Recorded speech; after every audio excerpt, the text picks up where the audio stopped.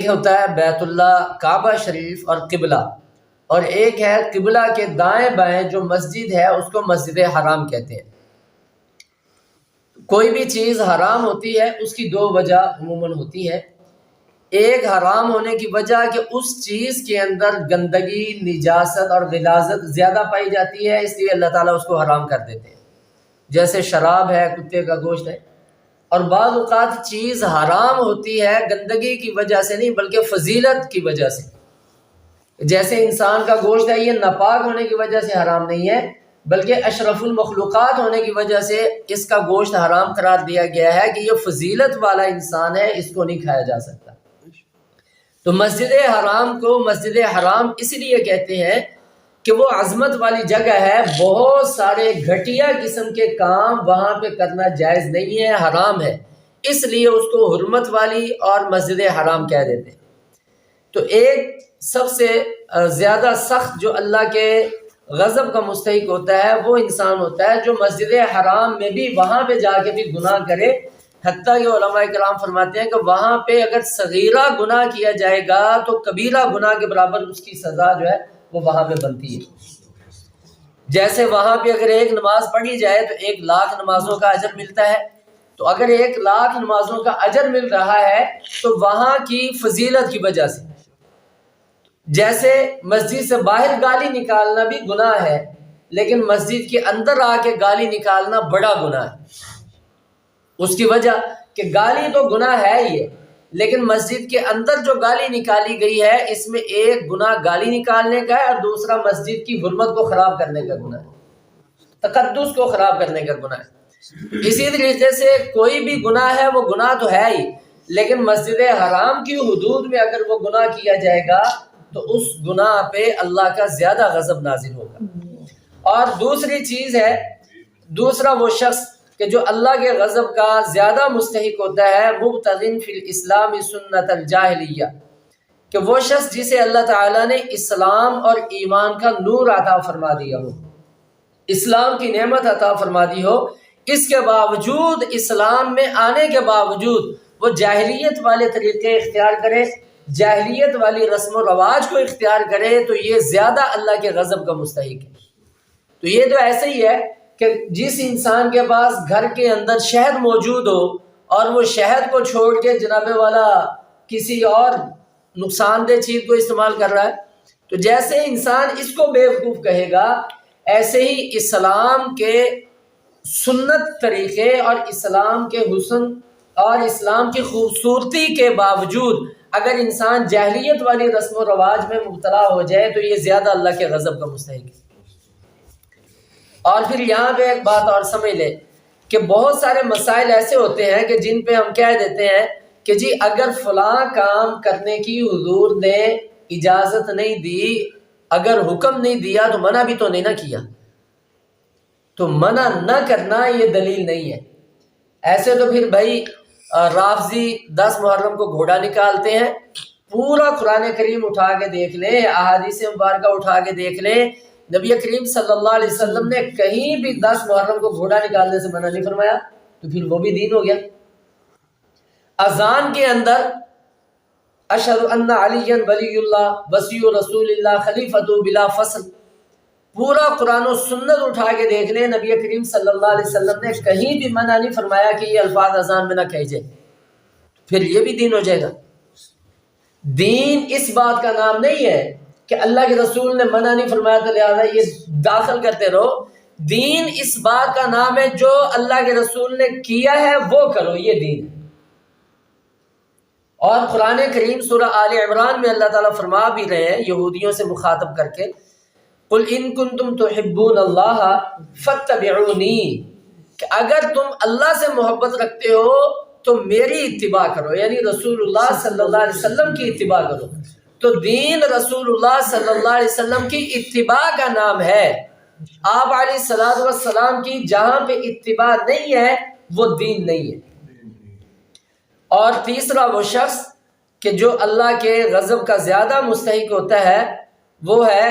کہ جو ناحق کسی مسلمان کے خون کو بہانے کی خواہش رکھے، چاہے وہ جھوٹی گواہی کے ذریعے ہو، جھوٹے مقدمے کے ذریعے ہو، چاہے وہ جھوٹی لڑائی کے ذریعے ہو، کسی بھی مسلمان کا ناجائز طریقے سے قتل کرنا یہ اللہ تعالیٰ کے ہاں بہت بڑا گناہ ہے اور بہت بڑا یہ انسان کو غضب کا مستحق بنا دیتا ہے۔ تو اس لیے مسلمان کی عزت اور مسلمان کی حرمت اللہ رب العالمین نے اور اللہ کے رسول صلی اللہ علیہ وسلم نے بہت زیادہ بیان فرمائی ہے۔ حتیٰ کہ اگر کوئی انسان کسی مسلمان کو ناجائز اور ناحق قتل کر دے تو یہ ایسے ہے جیسے اس نے پوری انسانیت کو قتل کر دیا۔ تو یہ 3 گناہ اس حدیث مبارکہ میں بیان فرمائے گئے ہیں کہ وہ گناہ کرنے والے انسان اللہ کے غضب کے مستحق ہی نہیں ہوتے بلکہ زیادہ غضب کے مستحق ہوتے ہیں۔ بہت سارے گناہ ایسے ہیں کہ جو اگر انسان کرتا ہے تو اللہ کے غضب کا مستحق ہوتا ہے، لیکن کچھ گناہ ایسے ہوتے ہیں کہ صرف غضب نہیں بلکہ زیادہ غضب وہاں پہ نازل ہوتا ہے۔ ان میں سے 3 گناہ یہ ہیں۔ اس حدیث مبارکہ کو لانے کی وجہ کیا ہے؟ یہی ہے کہ سنت الجاہلیہ، چونکہ یہ کتاب و سنت کا باب ہے تو اس میں سنت الجاہلیہ کو لایا گیا ہے یہ بتانے کے لیے کہ اللہ رب العالمین کے ہاں نبی کریم صلی اللہ علیہ وسلم کی سنت کے مقابلے میں جاہلیت کا طریقہ لے کے آنا یہ اللہ تعالیٰ کے ہاں انتہائی زیادہ ناپسندیدہ ہے اور انتہائی زیادہ غضب کے جو ہے وہ ذریعہ اور سبب بنتا ہے۔ اور یاد رکھیے بدعت جو ہوتی ہے شکل و صورت کے لحاظ سے وہ دین جیسی ہوتی ہے، نیت کے لحاظ سے وہ دین جیسی ہوگی، رنگ کے لحاظ سے دین جیسی ہوگی، اعمال اور اخلاق کے لحاظ سے وہ دین جیسی ہوگی، لیکن دین نہیں ہوگی۔ دین نہ ہونے کی وجہ کہ نبی کریم صلی اللہ علیہ وسلم نے اس کام کو اختیار نہیں کیا، اس کام کو اختیار نہیں کیا، اس لیے وہ دین نہیں ہے۔ تو میرے بھائی جس کام کو آپ دین نہیں سمجھتے پھر اگر وہ کرتے ہیں تو وہ بدعت نہیں ہے، پھر وہ بدعت نہیں ہے۔ اس لیے کہ بدعت بننے کے لیے شرط کیا ہے کہ ایسا کام کہ جس کو آپ دین سمجھ کے کریں اور وہ دین نہ ہو وہ بدعت بنے گی۔ اور یہاں پہ بعض حضرات بدعت کی تقسیم کر دیتے ہیں کہ جی بدعت کی 2 قسمیں ہیں، بدعت حسنہ بھی ہوتی ہے اور بدعت سیئہ بھی ہوتی ہے، یعنی اچھی بدعت بھی ہوتی ہے اور بری بدعت بھی ہوتی ہے۔ تو یہ سمجھ سے بالا تر یہ تقسیم ہے، یہ اپنی گمراہیوں کو اور اپنی کرتوتوں کو چھپانے کا ایک آسان اور خوبصورت حل نکالا گیا ہے۔ یہ تو ایسے ہی ہے کہ جیسے مرزائی اٹھ کے کہتے ہیں جناب کفر کی 2 قسمیں ہیں، ایک کفر برا ہوتا ہے اور ایک کفر اچھا ہوتا ہے۔ شرک کی 2 قسمیں، ایک شرک اچھا ہوتا ہے اور ایک شرک برا ہوتا ہے۔ اور زنا کی 2 قسمیں، ایک زنا اچھا ہوتا ہے اور ایک برا ہوتا ہے۔ بدعت ہی ہے بھائی، وہ جتنی بھی اچھی ہو وہ آپ کی نظر میں اچھی ہے، وہ اسلام کی نظر میں اچھی نہیں ہے۔ اگر اسلام کی نظر میں وہ اچھی ہوتی تو اللہ تعالیٰ اپنے رسول صلی اللہ علیہ وسلم کو وہ طریقہ دے دیتے کہ اس پہ عمل کرو تاکہ یہ سنت بن جائے۔ جب وہ سنت نہیں بنا وہ بدعت ہے تو وہ بدعت خود بدعت ہونے کی وجہ سے وہ برا کام ہے۔ اس لیے اسلام نے ہمیں پیدائش سے لے کے وفات تک، قبر میں پہنچنے تک اور پہنچنے کے بعد تک کے تمام احکامات دے دیے ہیں۔ دنیا کا کوئی کونا ایسا نہیں ہے، زندگی کا کوئی شعبہ ایسا نہیں ہے، زندگی کا کوئی حصہ ایسا نہیں ہے کہ جہاں پہ انسان کھڑا ہو اور وہ سنت پہ عمل کرنا چاہے اور اس کے بعد سنت نہ ہو، ایسا اسلام کے اندر نہیں ہے۔ لیکن اندر سنت پہ عمل کرنے کی خواہش ہو پھر ہے، بغیر خواہش کے تو بھائی دن میں 5 وقت کانوں میں اذان آتی رہے، نماز کے لیے نہیں کوئی آتا، تو یہ تو خواہش ہے۔ تو دین ان لوگوں کے لیے ہے جو عمل کرنا چاہتے ہیں، ان کے لیے نہیں ہے جو عمل نہیں کرنا چاہتے۔ جیسے بہت بڑے اللہ والے تھے غالباً حضرت مفتی محمود صاحب رحمۃ اللہ علیہ، وہ اسمبلی کے اندر تھے، تو کسی عورت نے جو ماڈرن قسم کی تھی اس نے سوال کر دیا، کہنے لگی یہ اسلام کا کون سا انصاف ہوا ہے کہ مردوں کو تو 4 شادیوں کی اجازت ہے اور عورتوں کو 1 شادی کی اجازت ہے،